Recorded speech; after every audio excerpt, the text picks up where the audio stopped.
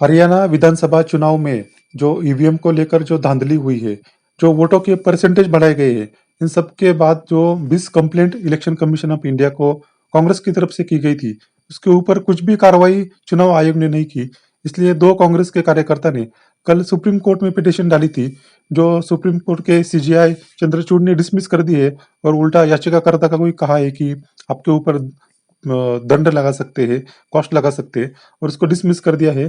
तो अभी कुछ होने की उम्मीद नहीं है, क्योंकि अगर सुप्रीम कोर्ट की सीजेआई ने इसको ठुकरा दिया है, तो हरियाणा की जो जो इलीगल सरकार है महाराष्ट्र की तरह, वो अभी चालू रहेगी वैसे ही अगले 5 साल तक। और जनता के प्रति ये सब धोखाधड़ी जैसी हुई है महाराष्ट्र में भी, वैसे ही हरियाणा भी चालू रहेगी। और इसके खिलाफ अभी पॉलिटिकल सभी विरोधी पार्टियों को एकजुट आकर सोचना होगा कि अगर सभी संवैधानिक संस्थाएं, चुनाव आयोग, ED, CBI, IT, supreme court, अगर सभी अगर भाजपा की तरफ की से उनके बाजू में निर्णय दे रहे हैं, तो इसके बारे में आगे संविधान की जो धज्जियां उड़ाई जा रही है, इसको क्या करना होगा, इसके लिए हम सबको सोचना होगा। समस्या ये आ रही है कि पानीपत शहरी कॉन्स्टिट्यूएंसी की काउंटिंग चल रही थी। 2 राउंड बड़े अच्छे तरीके से संपन्न हुए। तीसरे राउंड में 6 ईवीएम ऐसी आई जिनमें बैटरी परसेंटेज 99% शो हुई, और जब उनका डाटा निकाला गया वोटिंग का, तो उसमें खाली भारतीय जनता पार्टी के कैंडिडेट को 60 से 70% इंक्रीज आ रहा है। बाकी जो नॉर्मल ईवीएम हमारी खुल रही है राउंड में, जिसमें एक 70 से 72, 78% बैटरी बैलेंस है, वहां पे नॉर्मल काउंटिंग आ रही है। जो डाटा आ रहा है वो एक्चुअल डाटा आ रहा है, जिससे हम सभी जितने भी कैंडिडेट हैं, अंदर सबके एजेंट मौजूद हैं, वो सब संतुष्ट है। बट 99% बैटरी परसेंटेज जिस भी उसमें आ रही है, उसमें खाली एक बीजेपी ही क्यों इंक्रीज कर रही है, वो भी मोर देन 60 और 65%।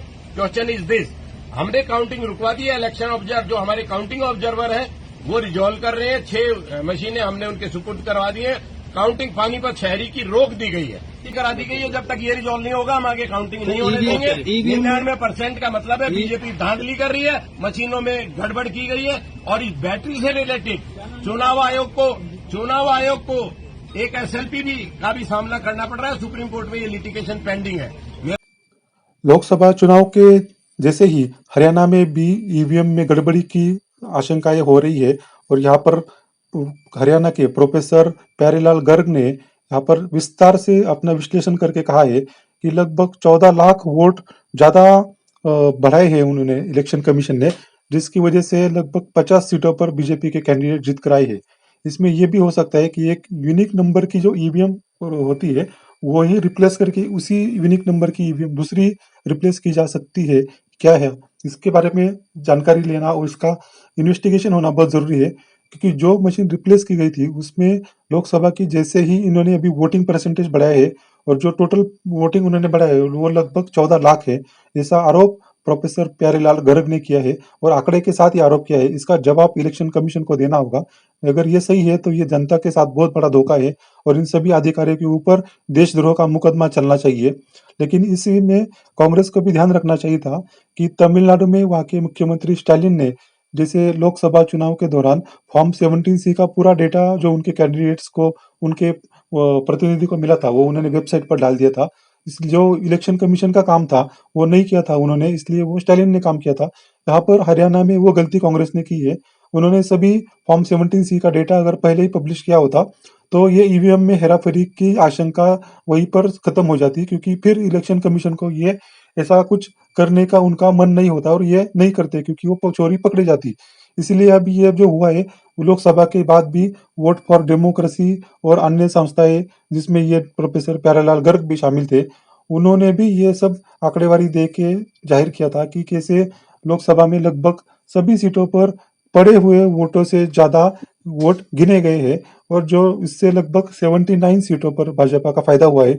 इतना बड़ा खुलासा कई चैनलों ने किया, इन लोगों ने प्रेस कॉन्फ्रेंस भी की। इसके बाद भी कांग्रेस पार्टी ने उसको इतनी ज्यादा गंभीरता से नहीं लिया, उसके उन लोगों के पीछे खड़े नहीं हुए जो एडीआर और वोट फॉर डेमोक्रेसी है, इनके साथ ही वो सुप्रीम कोर्ट नहीं गई। और अभी same situation, same fraud Haryana में हुआ है क्या, ऐसा दिख रहा है।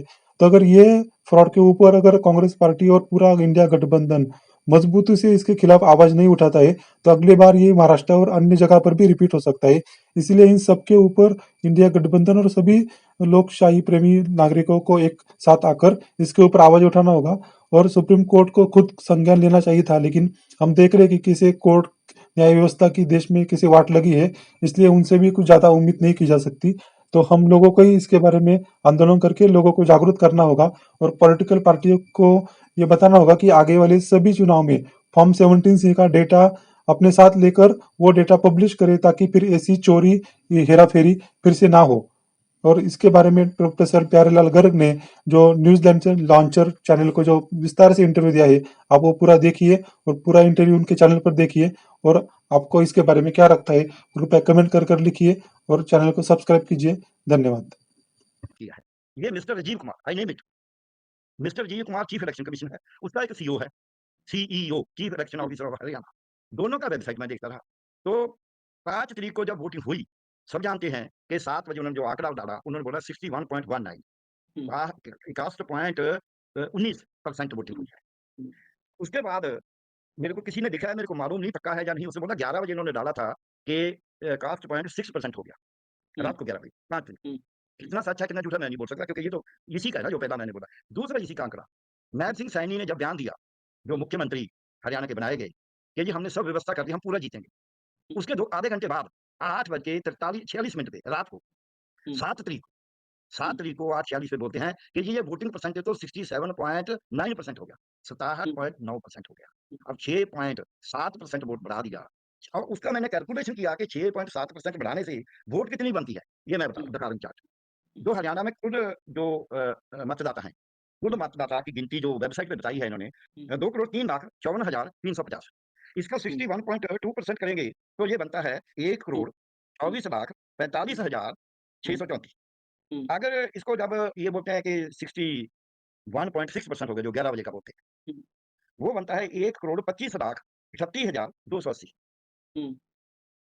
अब जो इन्होंने बोला फाइनल 8:46 पे 7 तारीख को नायब सिंह सैनी के बयान के बाद, व्यवस्था करने के बाद, सब व्यवस्थाएं करने के बाद, तो बना दिया 1,36,20,604। अब इसको मिलियन में बताना हो तो 13.8 मिलियन, ठीक हो गया। 13.8 मिलियन हो गया 12.4 से 1.4 मिलियन इन्होंने बढ़ा दिया। अब ये इसको एब्सोल्यूट नंबर में देंगे तो ये 13,74,970 वोटें बनती है जो बढ़ाई है। अगर इसको हम देंगे जो रात के 11 बजे का आंकड़ा कहा जा रहा है, तब भी ये 1,25,00,000 सॉरी ये करीब बनती है हाँ 13 लाख बनती है। अब 13 लाख वोट इन्होंने बढ़ा दी 90 सीट में। जो हमारी गणना है उसमें प्रति सीट जो वोट बढ़ाई गई है वो 15,277 है, 15,277 पर सीट। अब जो 15,277 से कम सीट मार्जिन में जीते हैं, हारे हैं, वो 50 सीटें हैं 90 में से। ये है जो कितनी सीटें तो 1000 के नीचे हैं, कितनी 2000 के नीचे हैं, कितनी 5000 के, मैंने सब किया हुआ है, लेकिन ये लंबा हो रहा है इसलिए नहीं बता रहा। अब मेरा जो क्वेश्चन है इस पे, जो इन्होंने इतने के आगे ये मैंने मार्क किया, ये देखिए, ये मैंने पूरा चार्ट कितनी कितनी जो जेरो किया हुआ है इसमें चार्ट में, वो है जो 15,000 से कम सी जीते। ये पूरी की पूरी 90 सीटों का ये चार्ट मेरे पास है। अब इन्होंने क्या किया, जो रात को बताते हैं उस दिन फिर इन्होंने परसेंटेज भी बताई है। उस दिन पहली दफा मेरे को मिला है कि इन्होंने डिस्ट्रिक्ट वाइज, वो भी कॉन्स्टिट्यूंसी वाइज नहीं बताई, ये डिस्ट्रिक्ट वाइज परसेंटेज है। तो उसके बाद इन्होंने रात को कहीं कॉन्स्टिट्यूंसी वाइज किसी ने मेरे को भेजा है, मेरे को मालूम नहीं कितना ये कॉन्स्टिट्यूंसी वाइज है, लेकिन इसका जो फॉर्मेट है वो इलेक्शन कमीशन वाला है, चुनाव निर्वाचन आयोग जैसा ही है, इसलिए मैं मानता हूँ कि ये ठीक ही होगा। हाँ, ये मेरे पास भी आया था। हाँ, हाँ, तो अब मैं जो बात कर रहा हूँ, ये जो निर्वाचन आयोग, एक दूसरा फैक्ट बता रहा हूँ, वो तथ्य ये है कि 90 सीटों का जितनी भी ईवीएम थी, सबका एक-एक का जोड़ लगाया गया पहले, फिर एक-एक में देखा गया किसी पार्टी के कितने आए हैं। हर कैंडिडेट का रिजल्ट शाम के 8 बजे को किस कैंडिडेट ने किस कॉन्स्टिट्यूएंसी में कितनी वोटें ली और उसकी वोटें जीतने वाले से कितनी कम है। इतने आंकड़े डाल दिए। 1000 कैंडिडेट है, 1000 कैंडिडेट के इतने आंकड़े तो डाल सकता है इलेक्शन कमीशन 8 बजे तक। लेकिन 90 कॉन्स्टिट्यूएंसी का एक-एक आंकड़ा उन्हीं मशीनों के जोड़ से वो डाल नहीं सकता। यहाँ इसको ये स्पष्ट नहीं लग रहा, ये बड़ा सवाल है। इससे ये पता चलता है ऋषि जी कि इलेक्शन कमीशन को काम आता भी है, उसके पास उसका प्रबंध भी है और वो कर भी सकता है ये काम, लेकिन करना नहीं चाहता।